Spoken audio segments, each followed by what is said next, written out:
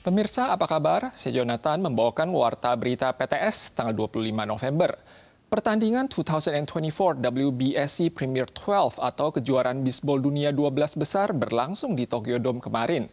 Tim Taiwan ROC mengalahkan Jepang di babak final dengan skor 0-4 dan memenangkan turnamen 12 besar pada tahun ini.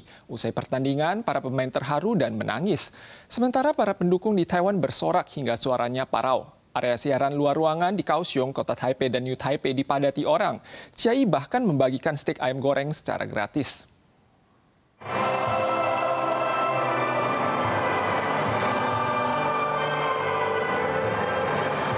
Lagu kebangsaan Taiwan bergema di Tokyo Dome seiring kemenangan timnas Taiwan tim Taiwan pada pertandingan Premier 12 kemarin. Para atlet kepada dunia mengatakan bahwa tidak ada yang mustahil. Usai mengalahkan tim profesional Jepang, kapten dan sebagian anggota timnas menangis terharu menyambut kemenangan pertama dalam sejarah.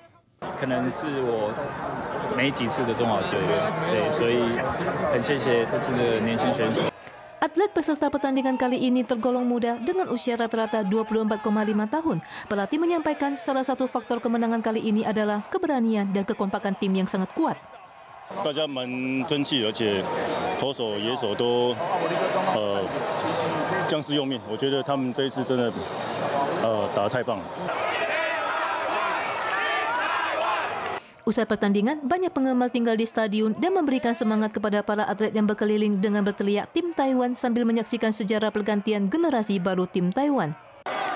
Seluruh Taiwan dilanda demam bisbol. Alun-alun di luar stadion Taitung dipenuhi warga yang bersorak riang. Pusat seni Wei Wu Ying Kaohsiung dipadati penonton dan ribuan pendukung juga berkumpul di alun-alun Taipei City Hall dan Plaza Natal Kota New Taipei. Selain itu, bioskop Wanko di Kabupaten Chiayi juga menyediakan kopi, ayam goreng, dan merondong jagung gratis. Dalam rangka merayakan kemenangan timnas Taiwan, banyak toko yang menawarkan promosi khusus seperti beli satu gratis satu di minimarket. Pesawat tempur akan mengawal penerbangan timnas Taiwan yang akan pulang pada malam ini. Gelombang pertama masa udara dingin menjelang musim dingin akan tiba pada Rabu ini. Suhu terendah berpeluang turun hingga 10 derajat Celcius dan akan bertahan selama 4 hari berturut-turut. Mulai esok front awan dan angin monsun timur laut akan menguat. Pola cuaca diawali kondisi basah sejuk, kemudian menjadi kering dingin. Tidak tertutup kemungkinan bahwa suhu rendah akan terus berlanjut hingga awal Desember. Mulai Selasa, angin monsun timur laut akan menguat. Taiwan diselimuti cuaca basah dingin terlebih dahulu, kemudian beralih menjadi kering dingin setelah masa udara dingin tiba hari Rabu.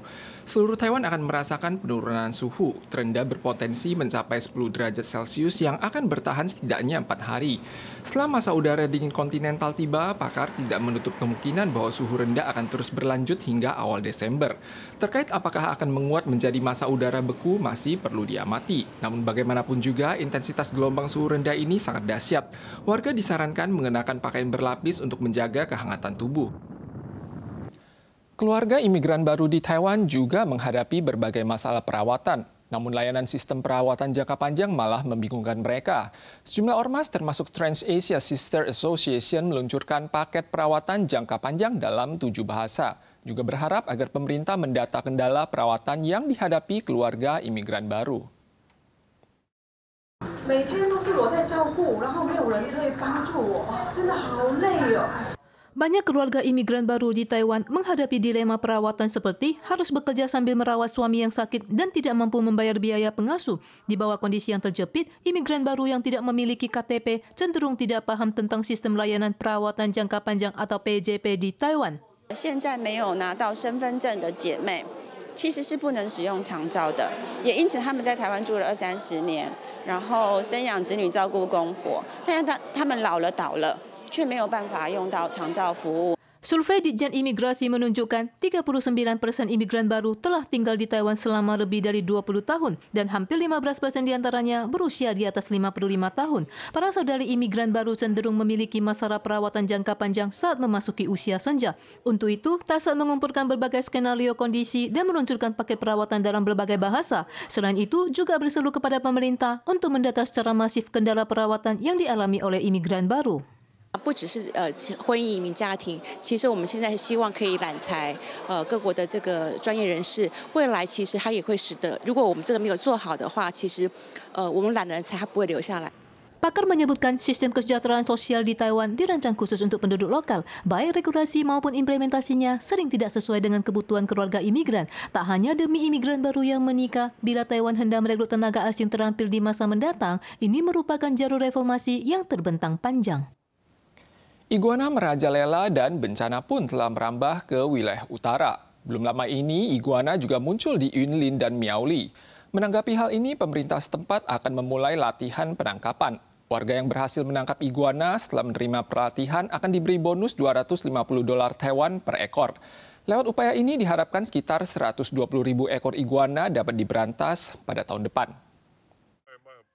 Iguana yang semula hanya menyebar di wilayah selatan Taiwan, kini juga muncul di desa Kouhu, Kabupaten Yunlin. Seorang petani lokal telah menangkap lebih dari 80 ekor iguana hanya dalam 1 minggu. Hal ini membuat penduduk setempat khawatir terhadap hasil pertanian seandainya iguana berkembang biak dan membludak.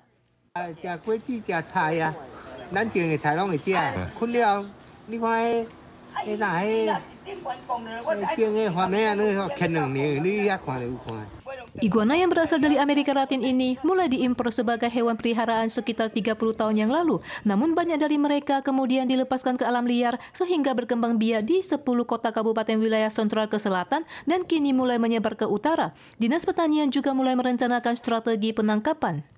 Dinas Pertanian Yunlin berencana membuka pelatihan untuk menangkap iguana di daerah tempat iguana berkembang biak, termasuk desa Suilin dan desa Kouhu. Warga yang lulus latihan akan diberikan imbaran penangkapan $250 Taiwan per ekor untuk iguana dewasa dan $100 Taiwan per ekor untuk iguana berukuran di bawah 30 cm. Festival Natal Pingtong yang menarik banyak pengunjung setiap tahunnya diresmikan lewat penyalaan lampu di Taman Pingtong Sabtu lalu. Namun ada pengunjung bandel yang menerobos ke dalam area dekorasi hanya demi berfotoria. Penyalaan lampu Festival Natal Pingtong baru diresmikan di Taman Pingtong tanggal 23 dan menarik sejumlah pengunjung pada hari pertama. Taman Pingtong yang memiliki sejarah ratusan tahun ini dihiasi lampu gemerlap pada malam hari. Pengunjung pun merasa seolah-olah berada di negeri dongeng Eropa. Walau tidak ada lampu pada siang hari, warga tetap bertandang untuk berfoto. Namun malah menimbulkan pelanggaran dengan berdiri di atas tanda dilarang injak. Pemkab Pingtong menyatakan pihak yang melakukan vandalisme atau tidak menggubris nasihat akan didenda hingga maksimal $6.000 Taiwan. Pemirsa sekalian, sekian Warta Berita dari PTS. Berikutnya, mari kita saksikan pemandangan salju di Swiss. Kita soal lagi di lain kesempatan. Sampai jumpa.